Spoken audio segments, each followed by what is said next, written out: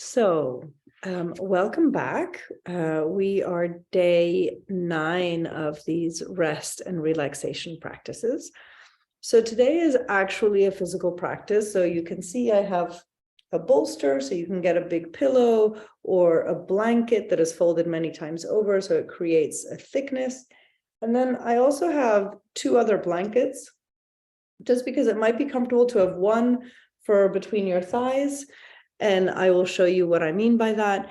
And 2, as you can tell, I'm wearing a big fluffy sweater, and there's nothing that impedes your body's ability to relax more than feeling cold. So the extra blanket is just because if you want something to cover you with, we're in the middle of winter, if things are getting cold, you want to make sure that you are as comfortable as possible, which also means that your body temperature is a comfortable body temperature, as well as the shape that we will put our body in. That said, this is what we're going to do. Come and find your bolster. And you can come and sort of sit next to your bolster. So my legs are facing this way, and the bolster, I'm going to pick it up for you, is lengthwise in the other direction. So I've left a bit of space between myself and the bolster. And what I'm going to do is I'm going to move my feet away from the bolster, and I'm going to come sit quite close to the bolster. And then I'm going to try and sort of draw an L, right? This is the long side of the L. This is the short side of the L. And I'm trying to make sure that the long side of the bolster is perpendicular to the top of my thigh. And the blanket, the extra blanket that I talked about, is that it might feel comfortable to have something between your legs. So see how you go. You can keep the other blanket handy. If your feet get cold, in my case, my feet are bare feet, you might be wearing socks, which might be really pleasant. And in this week, we're always talking about vagus nerve. And so we saw that the vagus nerve comes through here. It comes sort of interlaces itself with the heart and the diaphragm, and also comes into the belly. And kind of doing this twisting motion might help move, in some respects, the vagus nerve. And today we're going to do that a little bit more whole body.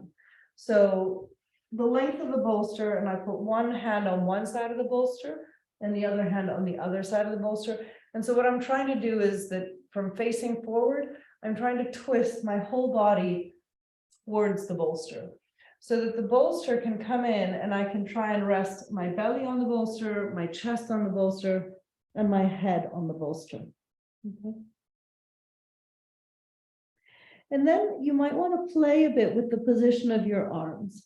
So for me, if I keep them in too close, initially it feels comfortable, but as the body relaxes, it feels like it's pushing up. So I prefer to keep my elbows a bit wide, but you have to see what feels comfortable to you and obviously adjust as you go. And if at some point it feels like things are pulling or twisting or pinching, you can adjust the position of the blanket between your legs and slightly the position of your hips. But the idea is to try and feel that your belly and your chest and your head is supported by the bolster. Now I'm going to come out of the position because I'm hoping that my voice will carry better if I'm sitting upright. But as you come into the position, the one thing that you can play with is your head. So try turning your head to face the bolster, try turning your head to the left, try turning your head to the right, and see what position feels best. So once you are in the position, you're just going to stay there. And I'm going to sit up to guide the practice, but find your comfort in this position. Okay. And what I'd like for you to do, just to start, is just to begin to notice where it is that your body is touching the surface of the position. So where do your legs touch the surface of the mats? Where do your legs touch or feel support from the blanket? Where is your belly finding support from the bolster? Where is the chest finding support? And whatever part of the head or neck or face is touching the support. And just come and become aware of all the places that your body is being held, being supported by the ground and or any of the other props that you might be using.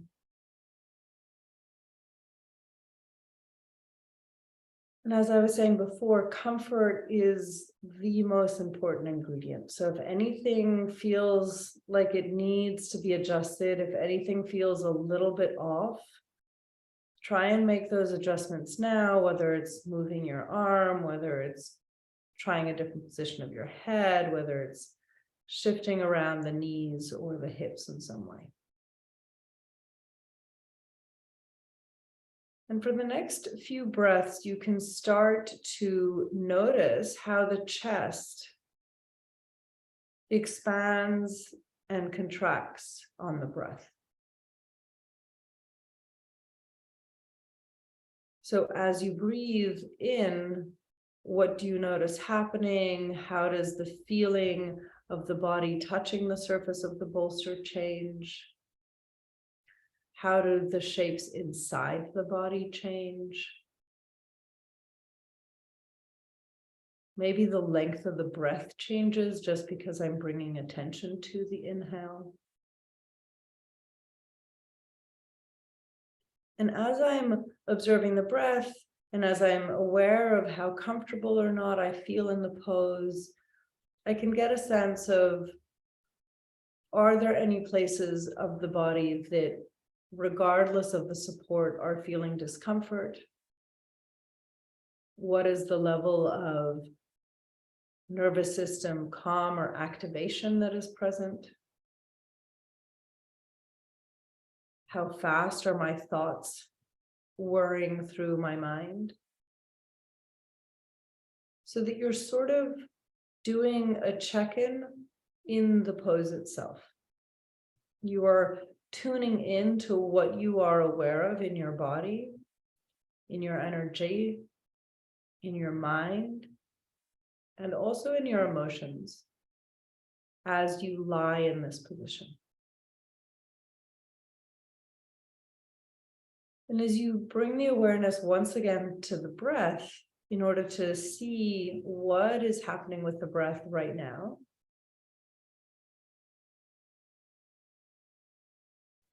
I'd invite you to start directing the breath towards the belly, towards the abdomen.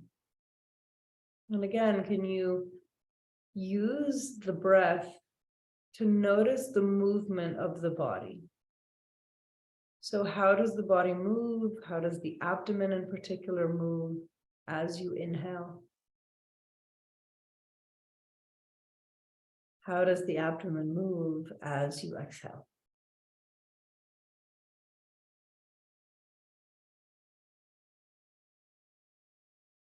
And in tuning to what is present in the body, in even engaging the breath in this way of curiosity, of noticing the movements of the body, it's possible that small internal tensions become more present to our mind, or that maybe small internal tensions are slowly releasing.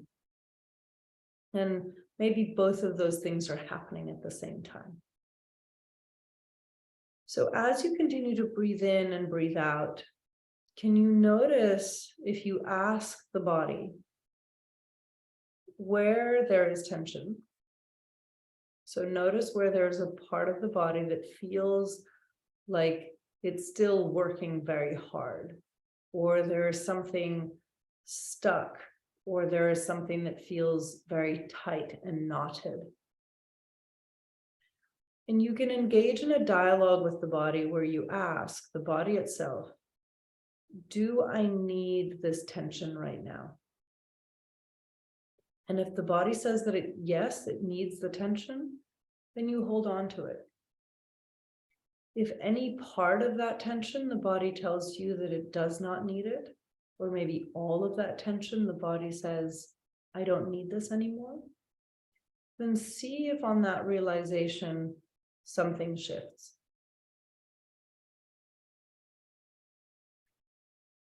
And it's kind of like peeling away the layers of an onion. You can find maybe different parts in the body that are still working hard or under effort, exerting effort, or tight, and you can ask, do you, body, still need this tension or effort or work? If the answer that comes back is yes, then you hold on to that tension. If there's any part of that tension that the body says, I no longer need this, then see if it's possible to observe how the body shifts and maybe releases tension because it realizes it no longer needs it, because you are acknowledging maybe tension that you're not even aware of. And one of the places that we often hold a lot of tension without noticing is the jaw, the teeth. So have that dialogue with the jaw as well. We're often very aware of tension in our back or tension in our larger muscles. The jaw muscle, somehow we tend not to think of as being tense. But you might want to add a little bit of a sound to the next exhale. Maybe take a deeper inhale through the nose. And sigh. You can do that 2 or 3 times. And allow the exhale to move out of the mouth, through the teeth. And maybe the sound itself can be an invitation for the jaw to release tension. Maybe you can even trace the sound that you create in your mouth. Do you feel it in your neck? Do you feel it in your chest? Where and which parts of the body feel or receive the vibration of that breath? And if it feels comfortable or pleasant to continue to breathe that way, then you can continue to breathe that way. Should it not be comfortable, then you go back to breathing in and out through your nose.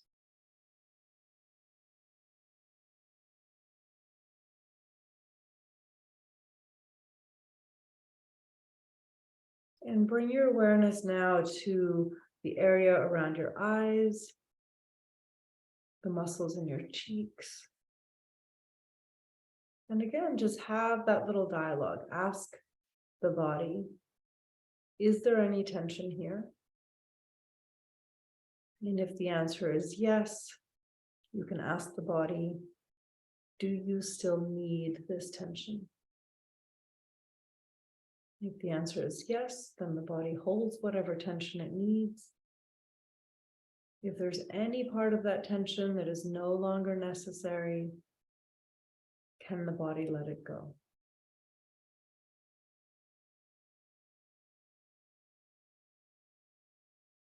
And as you bring the awareness back to the breath once more,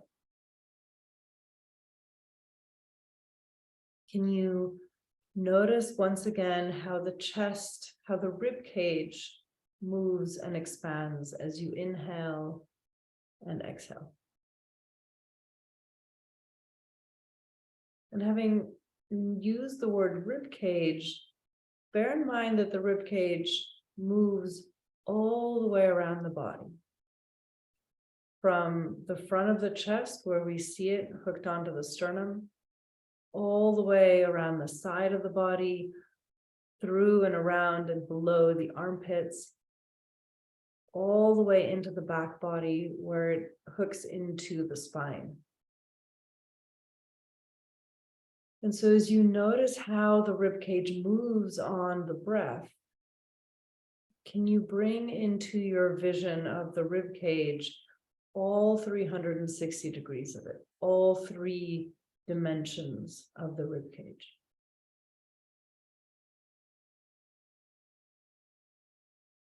So that you're noticing the movement on the front, on the side, and on the back of the body.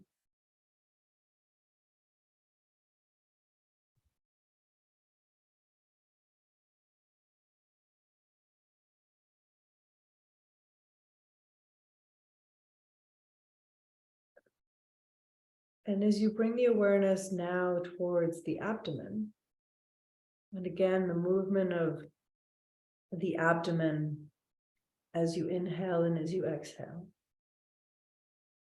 can you expand that awareness from the front of the abdomen to the sides of the abdomen to the lower back?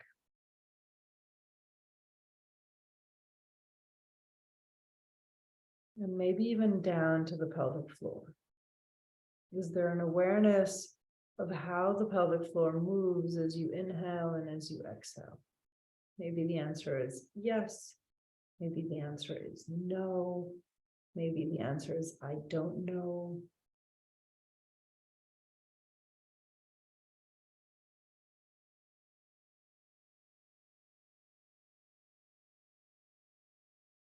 And with each exhale, can you imagine the body melting around the bolster and support more and more?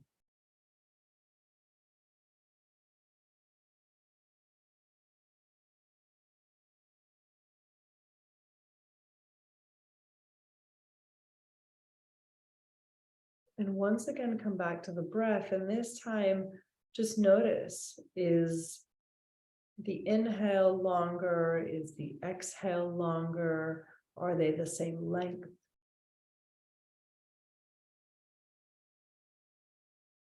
And in the past few weeks, we've explored the breath a little bit. So if there's a particular breath that works for you, whether it's finding balance between the inhale and the exhale, maybe you're going to bring the inhale and the exhale to be the same length. Or you can choose to lengthen the exhale so that it is longer than the inhale.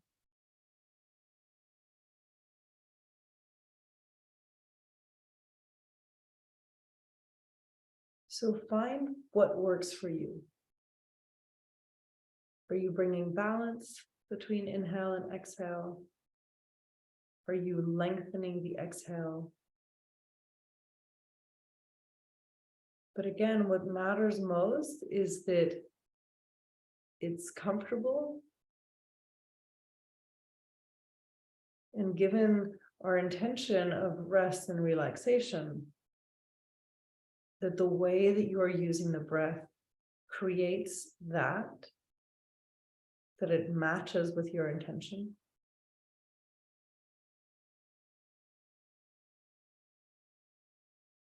And that intention of rest and relaxation is both from a body perspective as well as a mental perspective.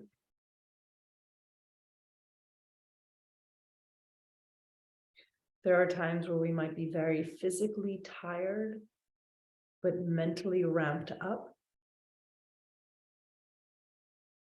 Or vice versa. There might be times where we are mentally tired, but physically we are very loaded with energy.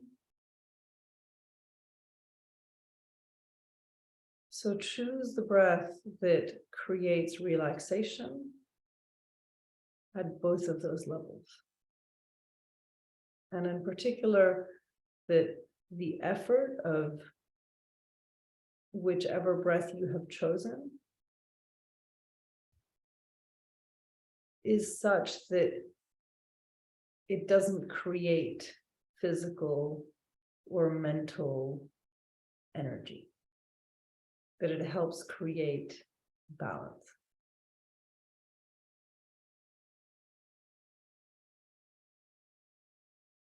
The breath can be as short or as long as is comfortable for you. And that the balance between effort and effect, that you are giving the effect that you are trying to create of calm a higher priority.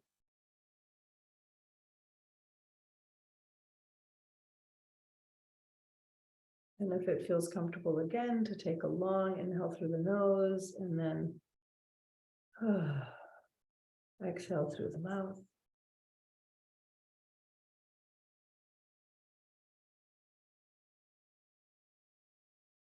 So for the purposes of the recording and of the video, I'm going to stop the video shortly. For the purposes of your practice, you can stay here as long as you want. And a question that often comes up is, do I need to do the other side? No. You can do the other side, but there is no obligation to. And as I'm sure you can tell through the practice itself, the relaxation will have come regardless of the asymmetry.